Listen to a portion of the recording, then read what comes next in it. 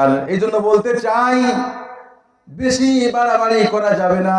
ক্ষমতা যেহেতু দেওয়ার মালিক আমার আল্লাহ, কিন্তু মানুষ তো বোঝে না, পেছনের কথা সব ভুলে যে এর ধর, এর মার, এর কাট, এর ইনসাল্ট, অপমান কর, নির্যাতন কর, নিষ্পেষণ কর, সম্মানীয়কে সম্মানহানি কর, এটাই যারা করেছে আজ তারা হাড়ে হাড়ে বুঝতে পারতে পারে, ঠিক কিনা? বুঝতে পারছে না কথা বলেন? একটু জেটটা বুঝতে পারছে।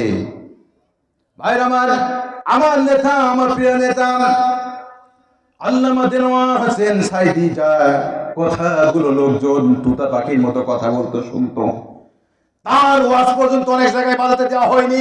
কথা ঠিক কিনা কথা বলেন? যারা বাজিয়েছে তাদেরকে বিভিন্নভাবে অপ্রেস করেছেন, নির্যাতন করেছে, নিষ্পেষণ করেছে।